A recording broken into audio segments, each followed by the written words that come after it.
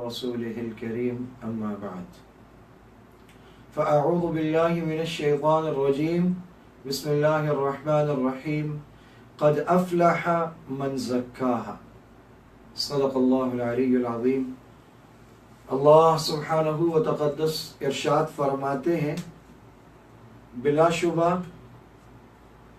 وہی کامیاب ہوا جس نے اپنے دل کو پاک اور صاف کر لیا.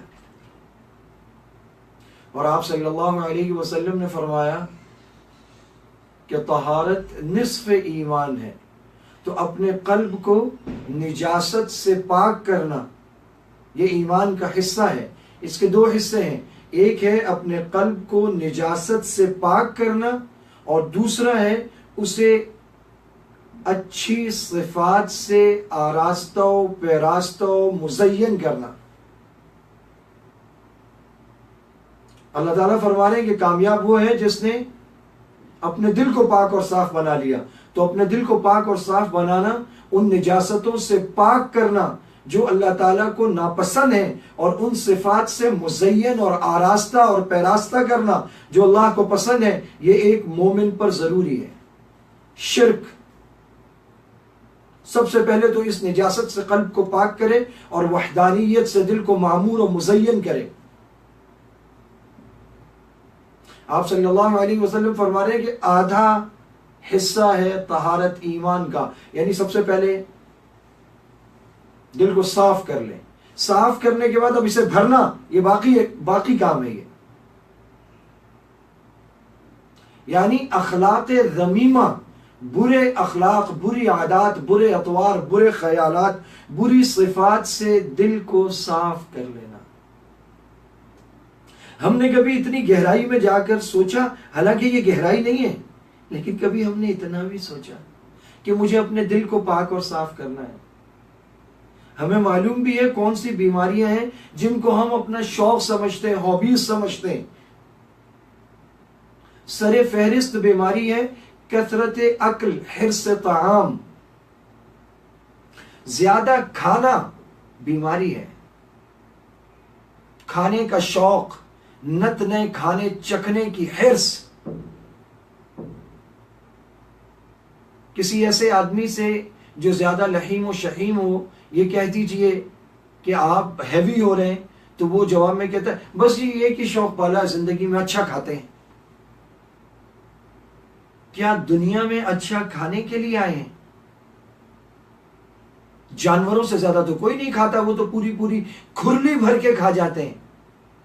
کھانا کمال نہیں ہے، وہ تو جانور بھی کھا رہے ہیں. ایک انسان انسانیت سے گر کر جانوروں کے مقام پر فائز ہو گیا، اور وہ اسے اپنا شوق قرار دیتا ہے اور وہ اسے سمجھتا ہے کہ میں کمال کر رہا ہوں. تو کمال تو عروج اور ترقی کو کہتے ہیں، زوال اور پستی کو تو نہیں کہتے. انسانیت سے گر کر جانوروں اور درندوں اور چوپایوں اور حیوانوں کی سطح پر آ جانا، یہ کمال نہیں ہے، یہ زوال ہے. یہ ترقی نہیں ہے، یہ پستی ہے. یہ اوج سریا نہیں ہے، یہ پاتال کی تہ ہے. یہ بلندی اور رفعت نہیں ہے، یہ پستی اور گراوٹ ہے. اور جب اچھا کھانے کا شوق ہوگا اور خوب کھائے گا، اس سے شہوت بڑھے گی، جماع کی خواہش بڑھے گی، اور شہوتیں بغیر مال کے پوری نہیں ہوتی. حب مال بڑھے گا، حب مال بغیر حب جاہ کے نصیب نہیں ہوتا. مرتبہ، نام، اسٹیٹس، امیج، پھر اس کی خواہش پیدا ہوگی. اور جب حب مال اور حب جاہ یہ دو چیزیں پیدا ہو گئیں، پھر ریاکاری، تکبر، غش، دھوکہ، حسد، کینہ، بغض، فراڈ، دھوکہ دہی، ان ساری بیماریوں میں لتھڑا جائے گا، لت پت ہو جائے گا، ان نجاستوں میں ڈوب جائے گا، گندا ہو جائے گا. اپنے دل کو پاک کرنا ہے جن اخلاق ذمیمہ سے، جن برے اخلاق سے، بری عادات سے. ان میں ایک ہے کثرت عقل، حرص طعام، زیادہ کھانے کی عادت. اس عادت سے کیسے بچا جائے؟ اب یکدم اگر کھانا چھوڑے تو بڑا مشکل ہے.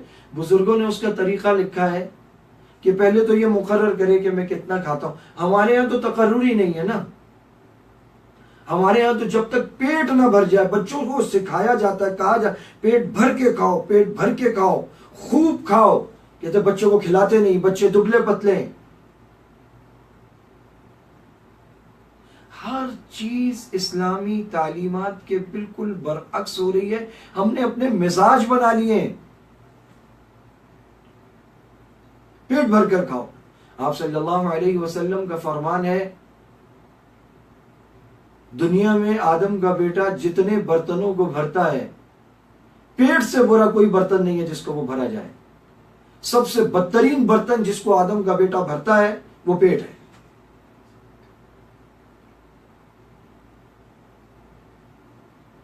دنیا میں کسی چیز کا بھرا جانا اتنا معیوب، اتنا برا، اتنا بدترین پیارے آقا کی نظر میں، شریعت اور اسلام اور اللہ کی نظر میں نہیں ہے جتنا پیٹ کا بھرنا ہے. ہم لوگ پیٹ بھرنے تک کھاتے ہیں.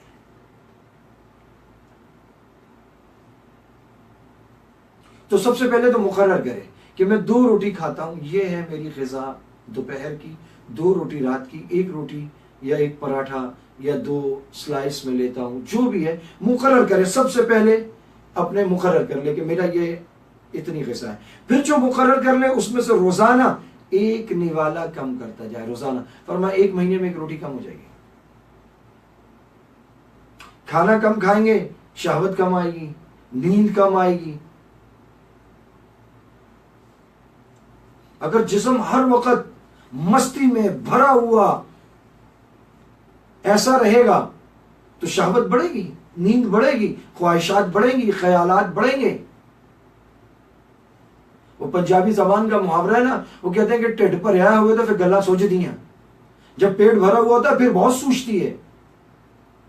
ساون کے اندھے کو ہرا ہرا سوچتا ہے. پیٹ بھرا ہوا ہو تو بس پھر باتیں سنو.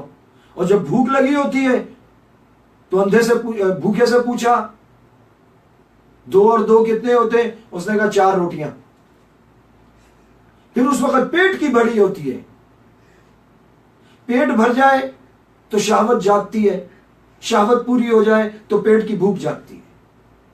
بدترین اخلاق ذمیمہ میں سے جو بات ہے وہ ہے کثرت عقل، زیادہ کھانا، کھانے کی ہرس، ہوس، نت نئے ہوٹل تلاش کرنا، ریسٹورنٹس تلاش کرنا.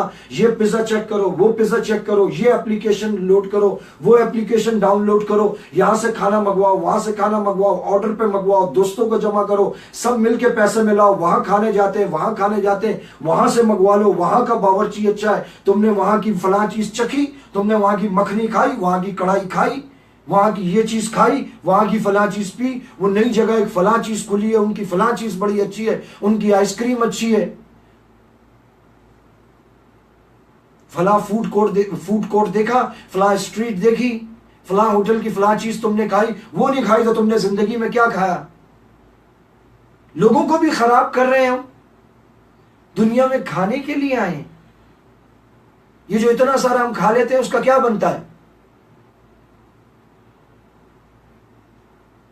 زیادہ کھانا یا کھانے پر زیادہ پیسہ لگانا اور اس پیسے کو آگ لگا دینا، دونوں برابر ہیں، بلکہ آگ لگا دینا بہتر ہے. آپ کی صحت کو اور ایمان کو تو نقصان نہیں دے گا نا. وہ زیادہ کھانا صحت کے لیے بھی نقصان دہ ہے، ایمان کے لیے بھی نقصان دہ ہے. ہمیں یہ بات سمجھ میں آ جائے کہ جس کھانے کو ہم صحت سمجھتے ہیں، جسے ہم اپنا شوق سمجھتے ہیں، جس پر ہم پیسے لٹاتے ہیں، جسے ہم نے اسٹیٹس بنا رکھا ہے، ہم ہلکا نہیں کھاتے، میں یہ نہیں کھاتا، میں وہ نہیں کھاتا. ہمیں سمجھ میں آ جائے کہ ہم بربادی کے راستے پر چل رہے ہیں. قد افلح من زکاہا، اللہ فرماتے ہیں بلا شک و شبہ وہ کامیاب ہو گیا جس نے اپنے دل کو پاک کیا. اور دل کو پاک کرنے کا مطلب ہے نجاستوں سے، غلاظتوں سے، اخلاق ذمیمہ سے، بری عادات سے پاک کرنا، برے اشواق سے، جو شوق رکھے ہوئے ہیں، جو ہابیز ہیں، جن کو پالا ہوا ہے، جو کریز بنایا ہوا ہے، ان سے دل کو پاک کرنا. میرا دل چاہ رہا ہے لسی پینے کو، دل چاہ رہا ہے آئس کریم کو، دل چاہ رہا ہے پیزے کو، دل چاہ رہا ہے آج تو یار بس فلاں چیز کو، دل چاہ رہا ہے. برباد کر دیا. ہم اس دل کی خواہشات کو پورا کرنے میں لگے ہوئے ہیں، یہ دل ہمیں برباد کرنے میں لگا ہوا ہے. یہ بات کب ہماری سمجھ میں آئے گی؟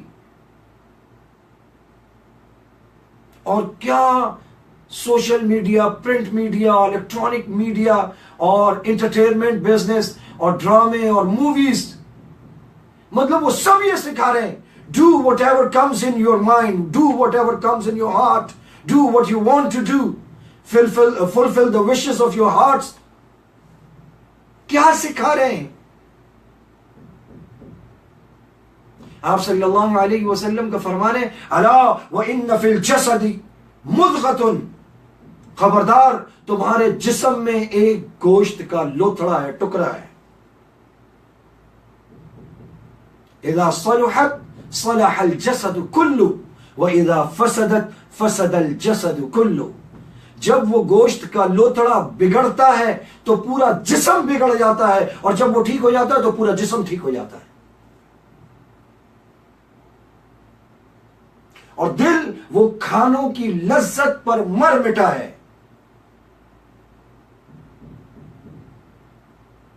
نمکین، میٹھا، کھٹا، ترش، ٹھنڈا، گرم،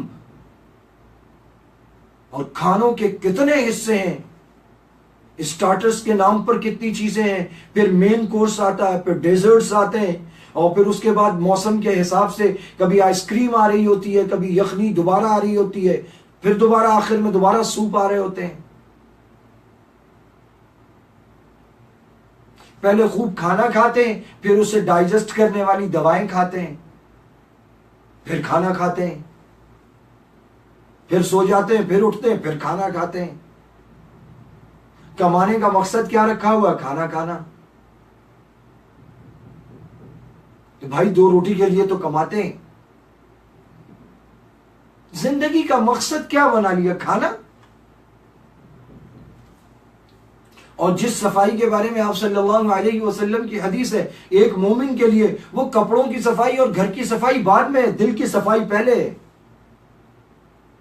دل صاف کرنے کی طرف کسی کی توجہ نہیں کہ وہ کتنی بری عادات میں مبتلا ہے۔ ہم لوگ اگر دین کی بات سنتے ہیں تو ہم دین کی بات سے زیادہ الفاظ پہ، جملوں پہ، تعبیرات پہ ہماری توجہ ہوتی ہے، لب و لہجے پہ ہماری توجہ ہوتی ہے، سامنے والے کے انداز بیان پہ، انداز تکلم پہ، اور بات کو ڈلیور کرنے کے انداز پہ ہماری توجہ ہوتی ہے۔ یہ ہم نہیں سوچتے کہ بات اللہ اور اس کے رسول کی ہے، اس بات پہ ہم غور کریں۔ ہم میں سے ہر ایک یہ غور کرے کہ میں نے کھانے کو خود پر کتنا مسلط کر رکھا ہے۔ میں ٹھنڈی روٹی نہیں کھاتا، میں گرم پانی نہیں پیتا، میں فلاں سبزی نہیں کھاتا۔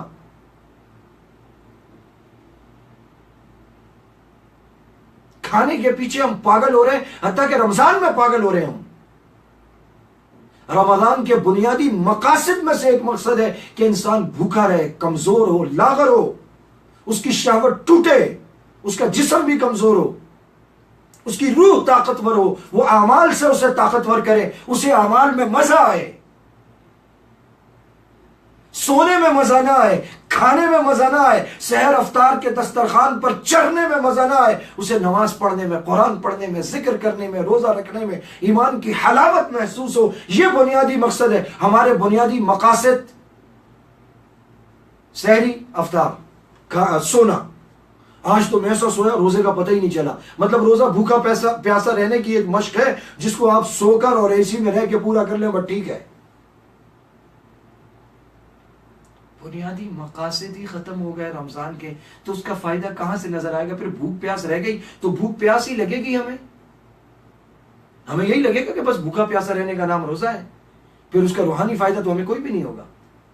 اور پھر بہت سارے لوگ عقل سے سوچیں گے کہ بھوکا پیاسا رہنے کا کیا فائدہ ہے۔ اللہ سبحانہ و تقدس ہمارے دلوں کو پاک فرما دے، ہمیں یہ توفیق عطا فرمائے کہ ہم اپنی غذا کو کم کرنا شروع کریں، عام دنوں میں بھی، رمضان میں تو خاص طور پہ۔ اتنا کم نہ کریں کہ ہم کمزور ہو جائیں، لیکن دھیرے دھیرے اسے کم کریں۔ پیٹ بھر کر تو قطعاً نہیں کھانا چاہیے۔ اللہ سبحانہ و تقدس جو کہا گیا، سنا گیا، اس پر عمل کرنے کی توفیق عطا فرمائے۔ وآخر دعوانا ان الحمد للہ۔